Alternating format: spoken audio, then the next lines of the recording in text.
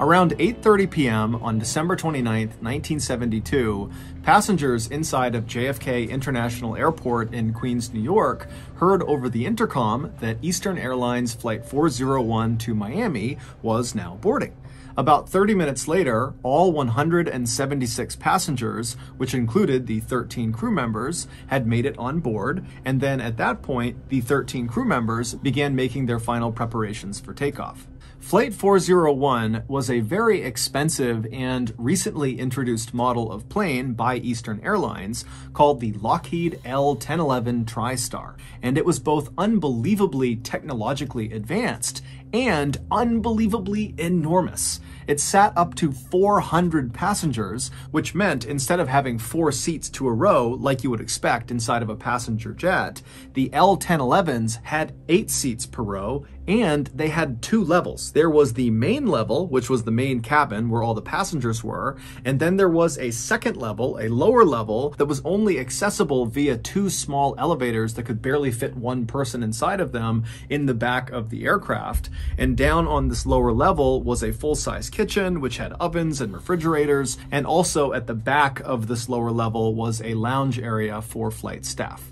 The pilot that night was Bob Loft, who was a strikingly handsome 55-year-old man with over 30,000 hours of flying experience, which for reference is a ton of flying experience. Captain Bob was known as a perfectionist who exuded confidence and who was cool under pressure. After Bob had boarded the aircraft, he had made his way right into the cockpit, which is the very front of the plane where the pilots fly the plane, and he had sat down in the customary captain's seat, which was the front left seat. And then after he had sat down, his 10 years younger first officer or co-pilot, a man named Bert Stockstill, had joined him in the cockpit and sat down in the customary co-pilot seat, which was directly to the right of Captain Bob. And so after the pilot and co-pilot were both seated, the remaining 2 members of that night's cockpit crew came into the cockpit.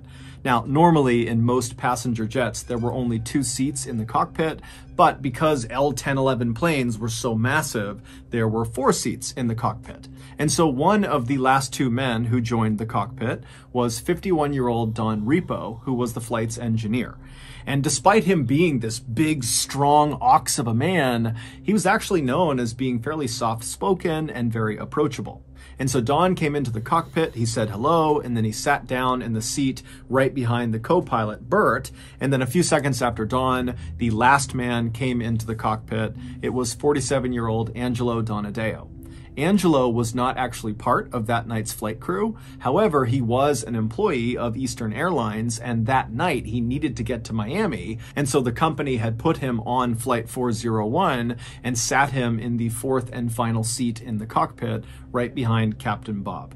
Around 9:10 p.m., all pre-flight checks had been completed, all passengers were seated, as was the crew, and so Captain Bob began taxiing over to the runway. 10 minutes later, at 9:20 p.m., Captain Bob pushed the throttles forward and the plane began to take off.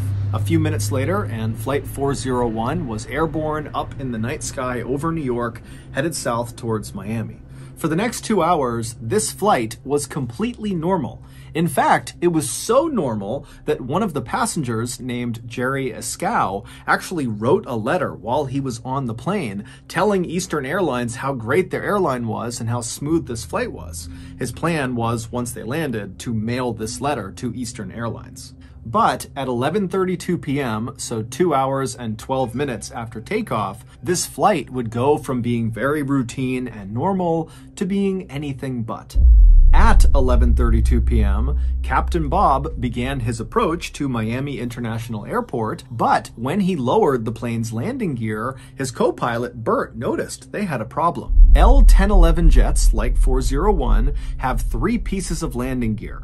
They have wheels that come down under the left wing, they have wheels that come down under the right wing, and they have wheels that pop out of the nose of the plane. And each of these pieces of landing gear has a corresponding little light bulb, a green light bulb, inside the cockpit that once that piece of landing gear comes down and locks in place and is ready to be landed on, its green light will go on inside of the cockpit. But when Captain Bob lowered their landing gear, his co-pilot, Bert, noticed, crashed, only 2 of the lights came on. The one that did not light up was the nose landing gear. Now, Captain Bob and the other men in the cockpit, when they saw this issue, they immediately assumed it had to be the light bulb itself that was faulty, not the actual nose landing gear, because this plane was brand new, it had been checked before they left, so the likelihood of the nose landing gear being faulty was incredibly slim. And so Captain Bob, while maintaining his approach towards Miami International, he retracted the landing gear, and then once it had come back into the plane, he just lowered it again, thinking this time all 3 lights would come on. But once again, once the landing gear was deployed the second time, still the nose landing gear light did not come on.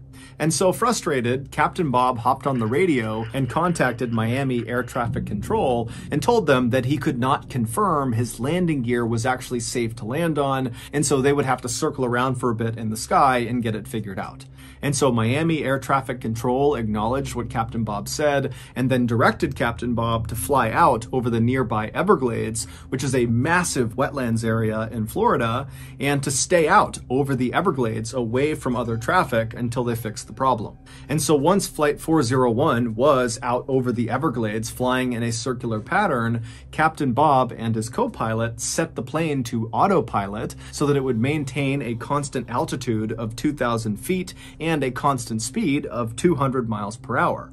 And so once the plane was all set, Captain Bob and his co-pilot Bert began fiddling with this front nose gear indicator light bulb, which they were convinced was faulty.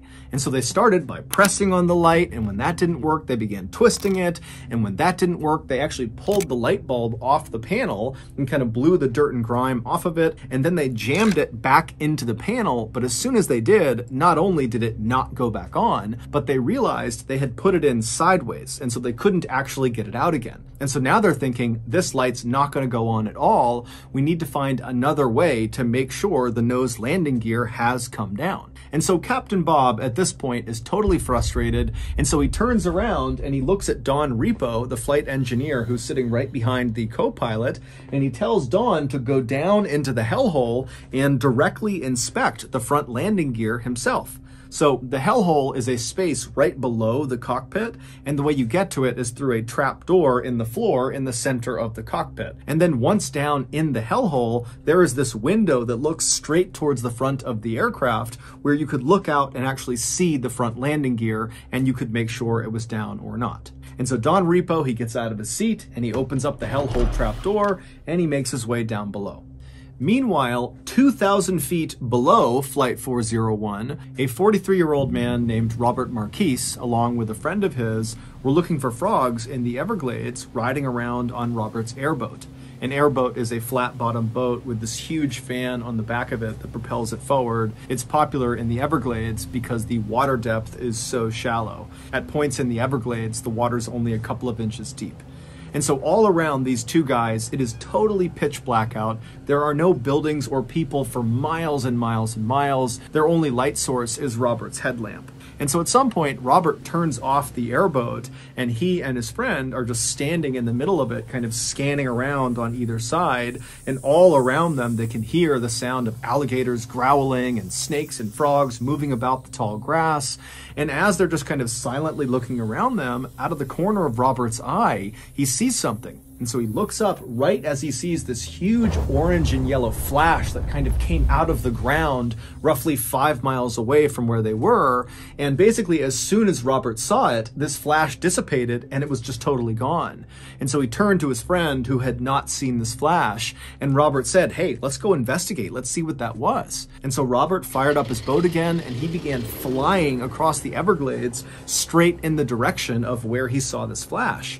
And after 15 minutes of cruising at 40 miles per hour across this dark expanse, they reached the area where this flash had been, and Robert and his friend, they just could not believe what they were looking at. About 20 minutes earlier, back up inside of Flight 401, when Captain Bob turned around in his seat to tell the flight engineer, Don Repo, to go down into the hellhole, it's believed that Captain Bob nudged the steering wheel with his leg. And this little nudge was enough to disengage the plane's autopilot, which sent the plane into a gradual descent. But nobody noticed. because one, it was totally pitch black outside. The Everglades below them, there's no lights, there's nothing, and there was no moon that night. And so when they're looking out the window, there would have been no visual cues that they were going down, up, or anything. It just would have looked like a total void outside. And two, the descent they were now suddenly in was so gradual, it would not have felt like they were tumbling out of the sky. It would have felt like they were just cruising as expected. And three, all of the men in the cockpit were completely fixated on this light bulb problem. In fact, they were so fixated that when an alarm went off inside of the cockpit telling them they had dipped below their intended altitude of 2,000 feet, they were now going down, nobody noticed. Although, to their credit, this alarm only sounded once and it wasn't that loud. And so not long after Don Repo had gone down into the hellhole, the plane crashed into the Everglades. No one on board Flight 401, from the cockpit crew to the passengers to the other flight staff, had any idea they were in an emergency until they hit the ground. And when they hit the ground, the plane exploded, and that was what Robert Marquis saw when he looked up and saw that yellow and orange flash. And so Robert and his friend, they speed over to the crash site, and when they get there, they are the first ones there. And even though they're looking out and they can hear the sound of all these people screaming and crying and moaning, they can't see anything because the fire from this huge explosion was already out because the swampy wetlands had pretty much immediately extinguished it. And even though the plane had crashed into the ground at over 200 miles per hour, it had not struck the ground at a very steep angle because basically the plane was in this gradual descent pattern and just kind of coasted until it hit the ground. And so that, combined with the soft, muddy ground of the Everglades, meant that the impact of the plane hitting the ground was not nearly as violent as other plane crashes were, and that ultimately saved lives. In fact, dozens of passengers survived the initial impact with the ground, but many of them were left with these horrible injuries, or they were trapped within the wreckage, or both. When Robert and his friend arrived at the edge of the crash scene, Robert lifted up his headlamp and began to scan, and he saw all these body parts sticking out of the ground, and then his light rested on the first survivor he saw, and it was this man whose clothes had been completely burned off from the explosion. All he had on was just a little bit of his socks on both ankles, and this man was still strapped into the seat that he had been on the plane, and when the plane had broken up, his seat had fallen forward into the mud, pinning this man's upper body and most of his face under several inches of water.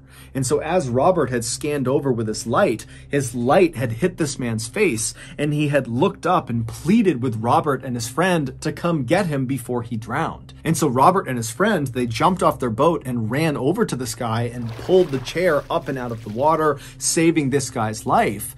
But as soon as he was up and out of the water, Robert and his friend began hearing more calls from other people in the darkness screaming for help. Robert and his friend would do their absolute best to save as many people as they possibly could, but there was just too many people who needed saving and not enough time. About 30 minutes after Robert and his friend had arrived at the scene, the Coast Guard showed up in helicopters, and they, along with Robert and his friend, would spend the entire night pulling as many people to safety as they possibly could. By the time the sun came up on the following day, there were no other survivors left to save. All told, 99 people perished and 77 survived. Amongst the dead were Captain Bob Loft and his co-pilot Bert Stockstill and their flight engineer Don Repo, who had gone down into the hellhole. Amongst these survivors was Angelo Donadeo, the fourth man in the cockpit, as well as Jerry Ascow, the man who ironically had written that letter to Eastern Airlines saying how wonderful that flight had been.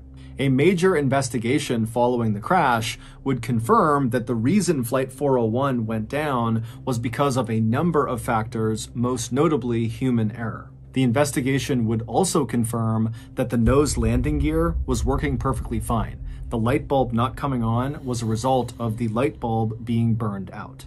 Following the investigation, Eastern Airlines would make every effort to compensate both the survivors of the crash and also families of those who were killed in the crash. Eastern Airlines would also make major changes to their training for their pilots and co-pilots and anybody that was ever going to be in the cockpit to ensure this type of disaster never happened again. But this was not the end of the story for Flight 401. For almost 3 years after the crash, hundreds of Eastern Airline employees began to experience a terrifying phenomenon. Now, at first, many of these employees were going to their superiors and reporting what happened to them, but very early on, Eastern Airlines made it clear that they didn't want anybody to talk about this.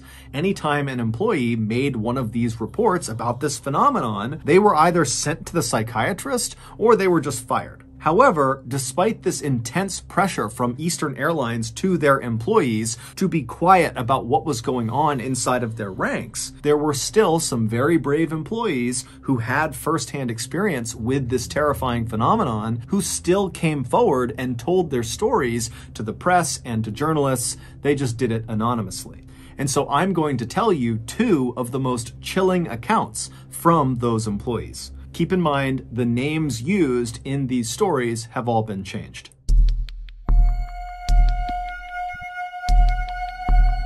In March of 1973, so 3 months after Flight 401 had crashed in the Everglades, an Eastern Airlines flight attendant named Ginny was assigned to a flight from New York to Fort Lauderdale, Florida. Working with her on this flight was her very close friend and fellow flight attendant, a woman named Denise. Neither of these 2 women were on Flight 401 when it crashed. The plane these 2 women would be working on their flight to Florida was called number 318 by Eastern Airlines, and it was an L-1011, just like Flight 401 had been. In fact, plane number 318 actually had some original parts from Flight 401 on it, because it would turn out after that huge investigation was done on the crash, the investigators discovered lots of parts from Flight 401 were still in pretty good shape. And so after rigorously testing them and ensuring they did really work, those parts were actually installed on other L-1011 jets in the Eastern Airline fleet. Now, for the record, this was not considered an inappropriate thing to do. These parts were extremely expensive and they worked perfectly fine, and they were not involved in causing Flight 401 to crash. And so no one batted an eye when Eastern Airlines put these parts on their other planes. So Ginny and Denise, along with several other Eastern Airlines flight attendants, board plane number 318, and after takeoff, the flight attendants began going through the very long and drawn-out process of getting food and drink for the nearly 200 people on board the flight. And so the way the flight attendants divvied up the work is they would have some of the attendants on the main level of the plane in the cabin taking orders from all the passengers, and then the other flight attendants would be down on the lower level, the second level of the plane where the kitchen was, preparing all the food and drinks. And so at some point during this process, Denise, who was up on the main level helping with taking orders, realized she didn't have anything to do. She had taken all the orders she could, and so she decided she would head down to the second level, to the kitchen, where her good friend Ginny was, to see if she could help her. But ironically, as Denise got in the elevator in the back of the plane and began heading down to the second level, Ginny, who was on the second level, discovered she did not have anything to do. She'd already prepped her cart, and so she had gotten into the other elevator and began going up to the main level to see if Denise needed any help. And so the 2 women literally passed each other in their elevators, but didn't see each other. And so once Ginny arrived at the main level, the cabin level, she got off the elevator and she walked down the aisle and she began asking around to the other attendants if they knew where Denise was. And they would tell her, oh, she just left a minute ago to go down to see you. And so after a couple of minutes, Ginny would leave the main level and go back down the elevator to the lower level to find Denise. Now, to understand what happens next, you need to have a basic understanding of the layout of the second level. So when you come down on either of those 2 elevators, when the doors open, you'd be looking down a stretch of hallway, basically the length of the plane from the back towards the front. And when you stepped off the elevator, you'd be stepping into the middle of the kitchen, Now, the kitchen was very, very cramped, and on the left side was a row of ovens that were all stacked up against each other, and then on the other side, on the right side, was a row of cabinets and cupboards. If you were to walk down the kitchen straight towards the front of the plane, you would eventually reach a wall that separated the kitchen to the lounge area, and there was a door slightly off to the right side on this wall that you could walk through to get into the lounge. So if you were standing in the kitchen and looking in the direction of this door, you wouldn't really be able to see into the lounge area because, again, the door was kind of off to the side. You would have to actually go over to the door and poke your head through to get a full unobstructed view of the lounge. And all the lounge was a couple of sofas and chairs kind of arranged in a circle. So Ginny has gotten back in the elevator and she's made her way back downstairs to continue looking for Denise. She gets down to the lower level, the doors open up, and she looks out into the kitchen, and Denise is not there. In fact, the kitchen is totally empty. And the door leading into the lounge area is shut, so she can't even see in part of the way into the lounge to see if anybody is in there. But the second Ginny stepped off the elevator into the kitchen, she immediately had this powerful sense that Denise was definitely down there somewhere on the second level with her, probably in the lounge area that she couldn't see. And because Ginny felt so confident that Denise was down there, she actually didn't start by calling out for Denise or walking to the door, opening it up, and looking into the lounge to make sure Denise was there. Instead, Ginny just turned to the left and went to the ovens and began preparing food for the attendants upstairs. And as she's making these plates of food, Ginny would periodically look over at the closed door leading into the lounge, kind of expecting it to open up at any point and see Denise walk out. But after a couple of minutes, no one had opened the door from the lounge, and Ginny was thinking to herself, I'm making quite a bit of noise over here. If anybody was down here, wouldn't they come out of the lounge and just see who it was? And because Ginny, again, had this really intense feeling that she was not alone down there, she began to think, wait a minute, is Denise playing a practical joke on me? Is she hiding in the lounge? Or is she hiding in one of the cabinets on the right side here, and she's going to jump out and grab me? And so the second Ginny began thinking about that, she became really paranoid. And so as she's making this food, she's pretty much constantly looking over at the door or kind of scanning behind her, waiting for Denise to launch out and scare her. But again, after several more minutes, Ginny didn't see anybody come out of the lounge and none of the cabinet doors opened up. It was just her down there. However, the longer she stayed down there, the stronger that feeling got that someone was in the room with her. And so now she can't even make her food. She's completely turned around, just scanning all around the kitchen, really at this point hoping Denise jumps out to scare her. And when Denise didn't do that, Ginny just began walking over to the door that would lead into the lounge. And so when she reached the door, her heart was racing like mad. She reached down to the handle, she turned it, she pushed it open, and she poked her head in real quick. And there was no one in the lounge. But immediately, the second her head was in that room, that feeling that someone was down there with her spiked, and she got chills all over her body. And she ran into the back of the lounge and looked behind all of the chairs and sofas, praying at this point that Denise was going to be down there. But after looking all over the back of the lounge, there was no one there. And so finally, Ginny turns around and she's totally racked with fear because now she's on the very far end of the lounge. There's no one in the lounge. She knows there's no one in the kitchen. And here she is still getting that sensation that she was not alone down there. But she has to go all the way back across the lounge through that door into the kitchen to get back to the elevator so she can escape. And so Ginny almost instinctively moved immediately to the left side of the lounge and put her back up against the wall to make sure no one could be behind her. And then she began slowly inching her way along the left wall towards the door that was now open that would lead back into the kitchen. And as she's slowly shimmying along, her view of the kitchen is getting bigger and bigger and bigger. And the whole time she's thinking, I'm going to see someone in the kitchen because this sensation that someone is down here with me is not going away. But when she finally gets to the door and crosses into the kitchen, there's still no one there. And so she makes a run at that point to the elevator. She starts hitting the button. And as she's hitting the button, she's turning around and she has that awful feeling that someone's right behind her. And then finally the car comes down. She hops inside the elevator. She shuts the doors. She hits the button and she begins going back up. When the elevator cart got back to the main level and the doors opened again, Ginny almost knocked over the flight attendant that was standing right outside of it, a woman named Mildred.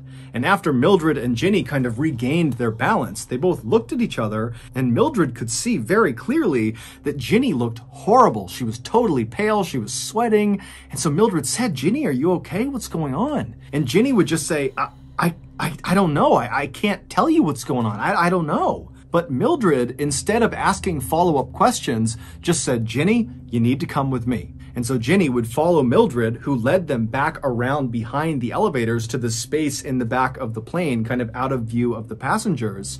And there, Ginny would find Denise. And Denise looked pale as a ghost. She was sweating and looked totally shaken up. It would turn out when Ginny left the lower level for the first time to come up to the main level to look for Denise, and then learned that Denise was not up there, that Denise had actually gone down to look for Ginny. In those few minutes that Ginny was up on the main level before she went back down again to continue looking for Denise, Denise was on the lower level. And Denise would say when she got off the elevator into the kitchen, there was no one down there, but immediately she believed Ginny had to be down there because of the strong sense that she was not alone down there. However, when she opened up the door to look into the lounge, she didn't see anyone, and it totally spooked her. She shut the door, she ran back to the elevators, and she went back upstairs. And as she was going up in her elevator car, who, once again, passed her in the other elevator car? Ginny. And so once again, the two women did not see each other. And so these two women, who had never experienced anything like this before in their lives, had nearly identical experiences, totally independent of each other, just a couple of minutes apart in the exact same space. It was just too many coincidences for them to totally write it off. And so that was a big reason why they felt like they had to come forward with their information.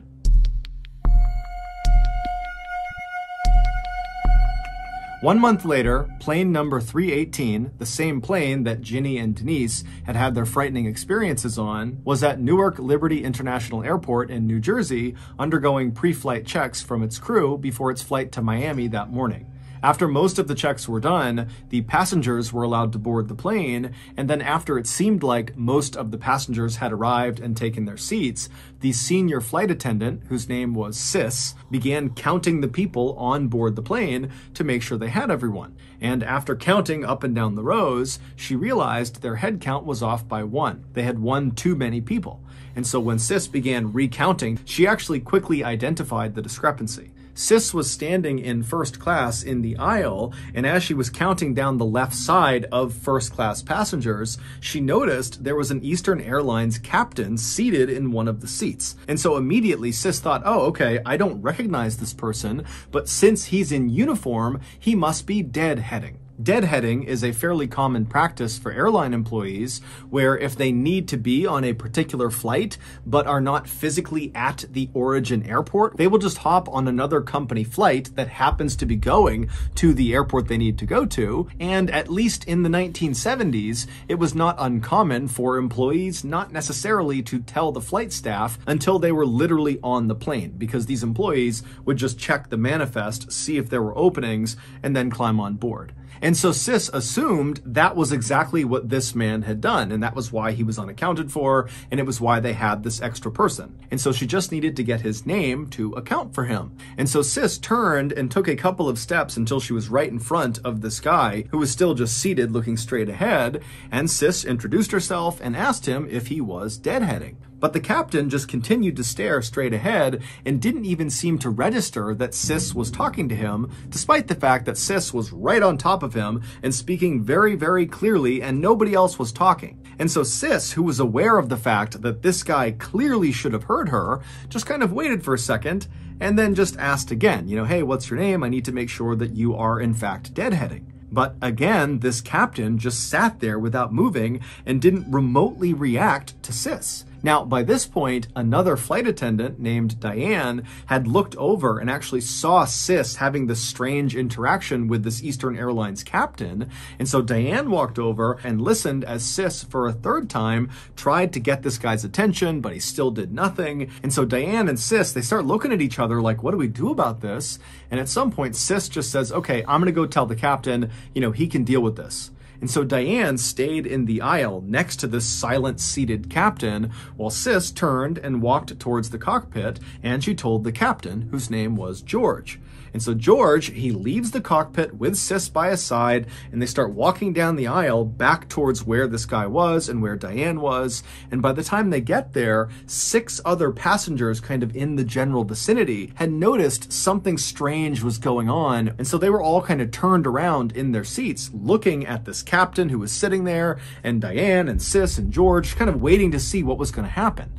And so George and Sis, they walk right up alongside Diane and this seated silent captain, and George immediately crouched down to get a good look at this guy's face, because again, this captain is just looking straight ahead with a hat on, and so no one had really looked at him yet. And so George kneels down and he sees this guy's face for the first time, and he falls over and goes, oh my God, that's Bob Loft!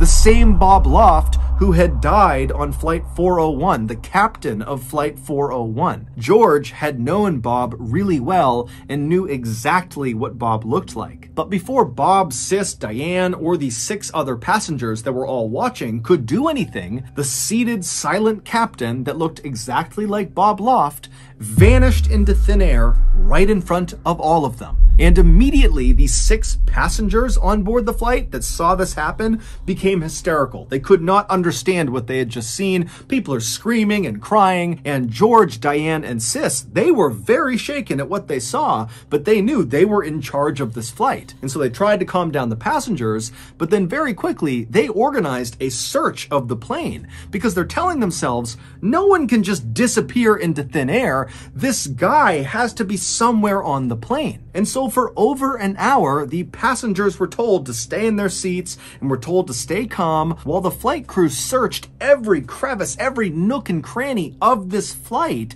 to see if they could find this guy. But they never did. And so after a very long delay, plane number 318, along with its very shaken up passengers and flight crew, eventually rumbled out onto the runway and took off. When they landed in Miami, the first thing George, Diane, and Sis all did is they went in and filed a report about what they had seen, about this vanishing person. But Eastern Airline didn't do anything about their reports. In fact, the logbook where these reports were kept was conspicuously missing a couple of weeks later when some other employees of the airline heard about this vanishing person and wanted to read the reports themselves. And when these employees went to their superiors and asked if they could get this logbook, the answer from the top was George, Diane, and Sis never filed those reports. There was no vanishing person. This whole thing is a bunch of crap. But George, Diane, and Sis all said, we filed those reports, and apparently some other pilots within Eastern Airlines had actually seen the reports before the logbook went missing, and they would tell other people that what they read was terrifying. Over the next 2 years, there would be an astounding number of other totally unexplainable events that took place on other planes within Eastern Airlines' fleet. However, the strange events only occurred on L-1011 jets that had parts on them from the crashed Flight 401. Some of these unexplained events included more sightings of the silent seated captain who looked just like Bob Loft. And in fact, one of those sightings was by an Eastern Airlines executive who, after seeing this captain vanish into thin air right in front of him, the executive freaked out and ran off the plane and demanded the plane be searched top to bottom. But like the last search, nothing was found. On another occasion, the catering company that loaded food directly into the second level of these L-1011s, basically right into the kitchen, one of their staff spotted a man wandering around the lower level that looked just like Don Repo, the flight engineer from the doomed Flight 401. And when this staff member spoke to this man who looked like Don Repo turned towards him and then vanished into thin air. The catering company was so scared when this happened that they refused to go back into the plane, and it caused a massive delay. On another flight, on board plane number 318, the pilot and co-pilot began hearing banging coming from the hellhole, and when the pilot got up and opened up the hellhole and went down below and shined his light, he didn't see anything, but when he went to climb back up into the cockpit, he looked up, and standing in the cockpit was once again Don Repo looking straight down at him, who then promptly vanished right in front of him. On another flight, a female passenger and coach, who had been quiet the entire flight, suddenly began screaming hysterically, and when they went up to her and asked her what was wrong, she was pointing at the seat next to her and said a man had suddenly appeared right next to her. He did not walk in, he just appeared next to her, and then when she began screaming, he vanished right in front of her. This woman was so upset that when they landed finally in Phoenix, Arizona, she had to be restrained in a straitjacket when they pulled her off the plane. But as terrifying as all of these events were, there was at least one instance where these apparitions appeared to be helpful to the people on the plane. One captain said he walked into the cockpit, and standing in there was flight engineer Don Repo, and Don promptly told the captain about a specific malfunction in one of the engines before Don vanished in front of this captain. Now, this captain was horrified at what he had just seen, but he did actually go down and have that engine looked at, and sure enough, the malfunction that Don Repo said it had. Then finally, in 1974, all of these strange events just came to an abrupt stop. Now, no one knows exactly why, but in 1974, Eastern Airlines, despite telling the world they didn't believe any of the reports of these strange happenings on their planes, despite that year, they went into every single one of their L-1011 jets, and they removed any parts that had been placed on them from the crashed Flight 401, despite the fact none of those parts were faulty. They were removing perfectly good parts, and they never gave a reason. And after they did that, all the sightings just stopped. So that's going to do it. If you got something out of today's episode and you haven't done this already, please invite the like button to come over for a Ouija board session. And once everyone has their fingertips on the pointer, ask if anyone likes the like button and then subtly push the pointer towards no.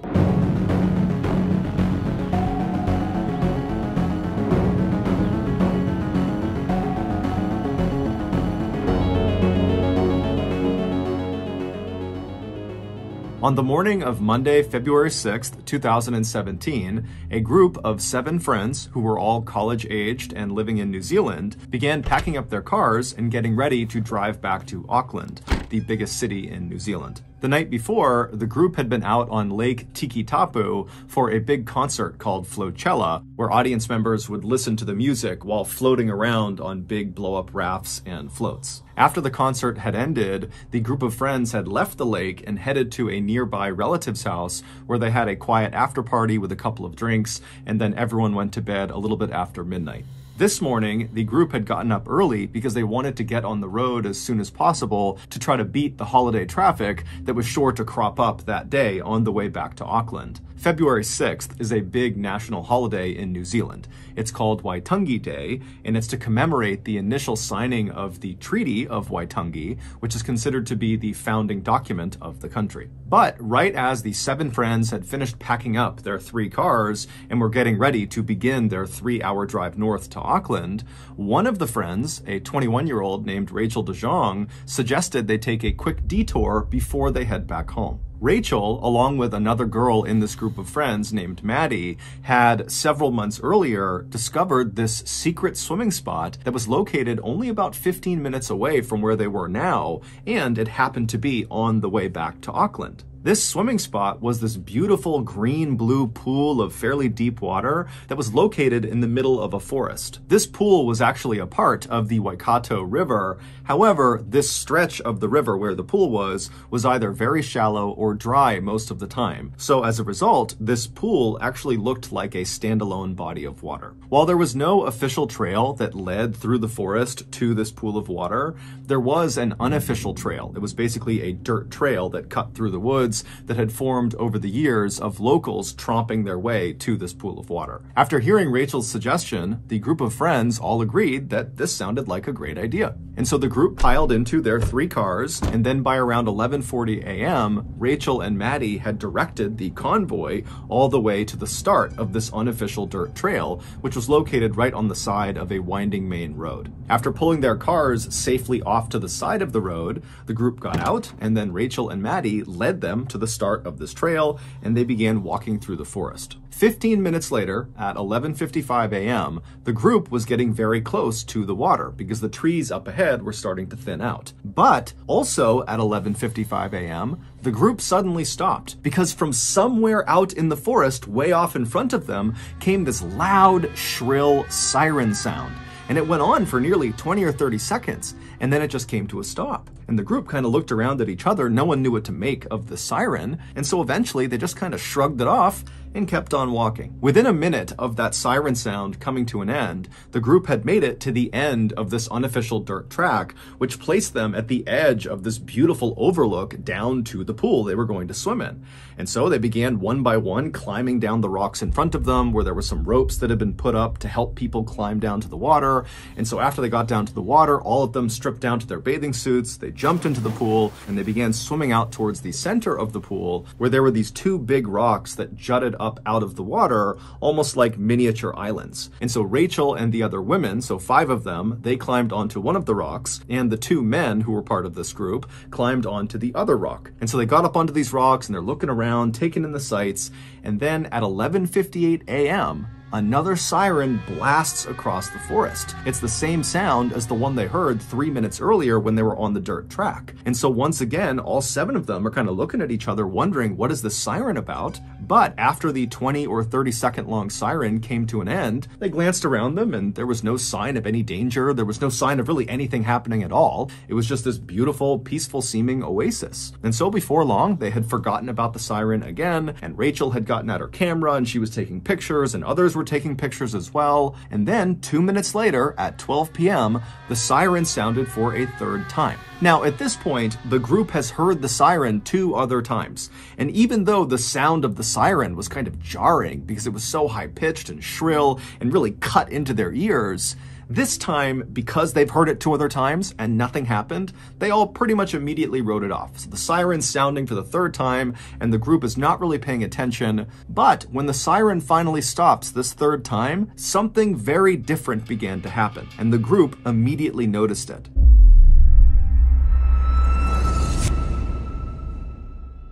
When the 3rd siren came to a stop, the friends started to hear a new sound, and it was coming from the same direction the siren had been coming from, which in effect was upstream. Even though this river was basically dry, they could turn and look uphill, and they could clearly see where the river would go if it was full. And so the friends turn and look upstream, and they're listening to this really loud kind of smashing sound that's coming from that direction, and they're exchanging curious looks at each other, trying to figure out what that sound could be.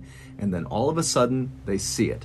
A white wall of water comes crashing around the corner and began barreling straight down the riverbed towards them. By the time the friends had even processed what they were seeing, the water had reached the pool they were in, and it was flooding the pool so quickly, they could literally see this huge pool rising. Its water levels were going up and up and up all around them. And so as the rocks they're standing on began to slowly submerge under all this rising water, the group collectively decided that this can't go on for very long. Whatever this is, it's gonna stop, so just stay put, stay on these rocks, we're gonna be okay. However, within seconds, the rocks they were on were completely submerged, and the water was still tumbling down the hill towards their pool, and then spilling out over the other side down the other end of the riverbed. And they're thinking to themselves, if we don't get off these rocks soon, we're gonna get swept downstream with this water. And so the 2 men who were on their own rock, they leapt to a rocky outcropping that was slightly higher up, and was connected back up to the forest. And so this rocky outcropping represented safety. And so once they were up there, they turned around and they yelled to the 5 women still stranded on their rock to try to swim over to them, and the guys would grab them and pull them to safety. But by this point, the girls are looking around, the water's up to their knees, and it's rushing past them. They can barely keep their balance. They know if they attempt to swim in this water, they're going to immediately be taken downstream with it. And so the group very quickly decides their only choice is for the women to literally jump and grab the men who have their arms outstretched for them. And so Rachel DeJong, she was the first one to try this. She leaps off the rock, she grabs the guy's arms, and she gets pulled to safety. And then she turns around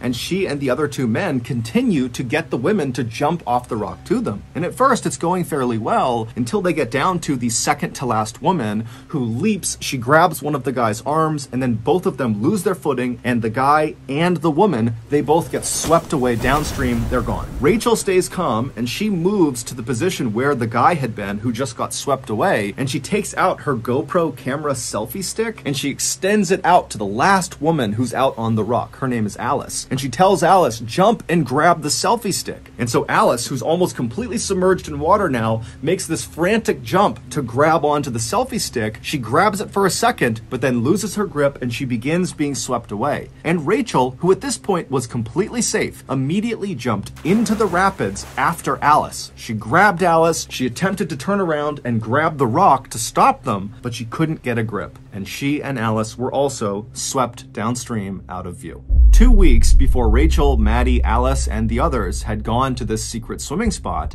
a warning sign, like a physical warning sign that warned people not to go near this river, don't go near this pool, was stolen. And that warning sign was normally placed at the very beginning of that unofficial dirt track that the 7 friends took to get to the pool. Meaning, when the 7 friends got out of their cars and began hiking into the forest to go to this pool, they would not have understood the danger of where they were going. Now, it is true that Rachel and Maddie had previously discovered this swim spot several months earlier. However, it seems like they had just learned that this swim spot existed and how to get to it. It did not seem like they had literally walked this trail and gotten to the pool, and so very likely they would not have known about the dangers this place posed. The pool of water they were swimming in was not actually dangerous itself. It was only dangerous because the pool was located in the middle of a spill zone. About 650 feet upstream of the pool they were swimming in is a dam, and 3 to 4 times a day, they open their gates, releasing 20,000 gallons of water per second down this mostly dry riverbed, and the water comes careening across that pool all the way to the bottom. The gates stay open for about 15 minutes, and the only reason this is done is for the spectacle of it. It's to show tourists what this riverbed looked like before the dam was built. And what this riverbed looked like before the dam was built was a raging rapid. On February 6th, 2017, the dam was set to spill at 12 p.m. So those sirens the friends heard at 11:55, 11:58, and then 12 were all warnings that a spill was about to occur. But of course, the 7 friends had no idea. After the 12 p.m. spill had finally ended, the 3 friends who had made it to the rocky outcropping and had not been swept away by the current went looking for the 4 other friends who had been swept away, and they would find them. 3 had miraculously survived, but 1 had not. The sole fatality was 21-year-old Rachel DeJong, whose idea it was to come and swim at this spot in the first place. Rachel also was the woman who had left safety and jumped back into the rapids to attempt to save her friend Alice. Today, there are many more warning signs and fences that have been put up around the Waikato River to prevent people from getting too close, because the dam still, despite the fatality, spills several times a day. However, despite all these precautions and all the notoriety around Rachel's death, people still today sneak in and go swimming in that secret pool.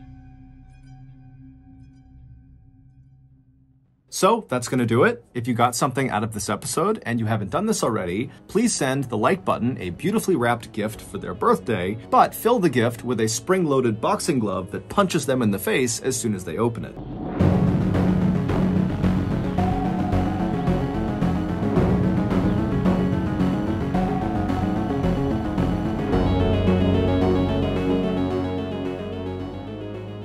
On or around June 10th, 2021, Jennifer Buell and her two sons, 12-year-old Charlie and 7-year-old Johnny, touched down at Cancun International Airport in Cancun, Mexico. The family, who lived in Philadelphia, Pennsylvania, was there for a nice long vacation during the kids' summer break, which had started just a few weeks earlier. After getting off the plane and getting their luggage, the Buell family made their way out of the airport and they hopped on a shuttle that brought them to their resort. They were staying at Club Med Cancun, which is a very popular all-inclusive family resort that's located right at the tip of the Riviera Maya. And the Riviera Maya is just stunningly beautiful. It's this stretch on the western side of the Yucatan Peninsula in Mexico that's basically all white sand beaches and beautiful clear turquoise water. But Club Med Cancun's fabulous location was not the only reason why families loved going there so much. Club Med, the huge hotel company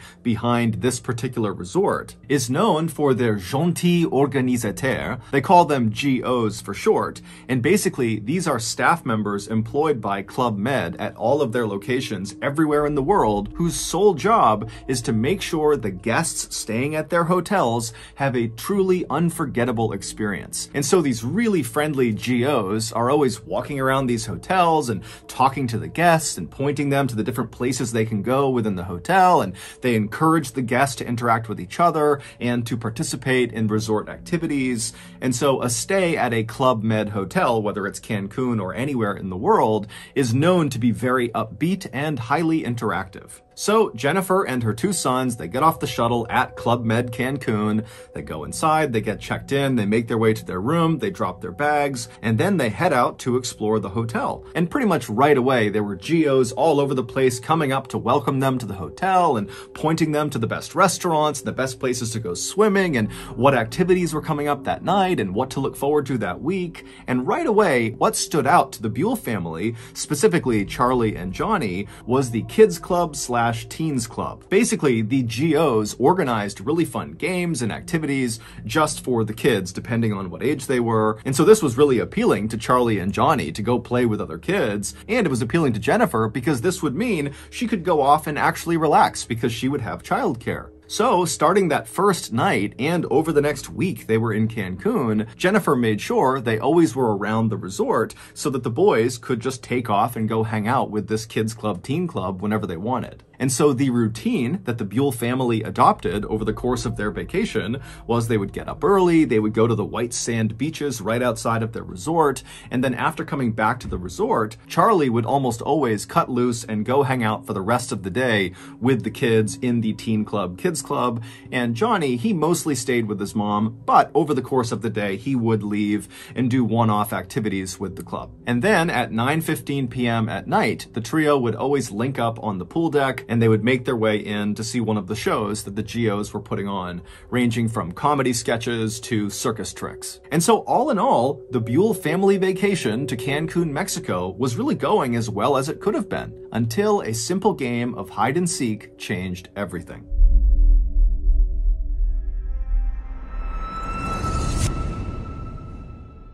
On June 18th, so roughly 1 week after the Buell family had arrived in Mexico, the family got up and they began their typical vacation routine. They headed to the beach, and then afterwards, Charlie broke off and went to spend time with the kids at the Teen Club, Kids Club, and Johnny and Jennifer, they mostly stayed together for the rest of the afternoon. That evening, around 8:30 p.m., after all three of the Buells had had dinner, they decided to split up before rejoining at 9:15 to go in and see a show. Johnny wanted to head downstairs and go see a kids-only show. Jennifer wanted to head up to the second level to have chocolate fondue dessert with a friend she had made at the resort, and Charlie wanted to meet up with his friends from the Kids Club, Teens Club out on the pool deck where the GOs were organizing a big game of hide and seek.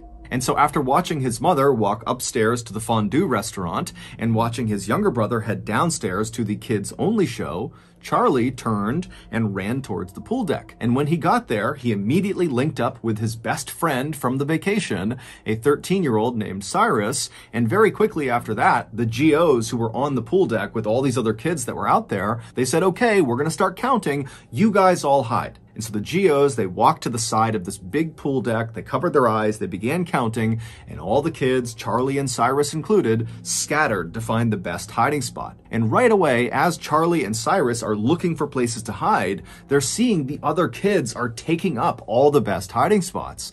And so for a second, they're panicking. They're not going to have a good spot. Then, both of the boys looked over to the side of the pool deck, and they realize there is a perfect hiding spot that nobody's taken. Around the outside of this huge open-air pool deck was a metal fence. It was only a couple of feet tall, and it was made up of metal bars so you could see right through it. It was basically in place just to denote the edges of the resort property. And on one length of this perimeter fence, the south side of this fence, there was a gate built into this fence. And this gate was almost always closed and locked. The only time it was opened was when a GO or another hotel staff member would open it to lead guests out of the resort property to go off and do some excursion. But for some reason, on the night of June 18th, this fence was wide open. On the other side of this fence was just a small rectangular platform that jutted out about 10 feet from the pool deck, same level as the pool deck. And if you were standing on this platform with your back to the pool deck,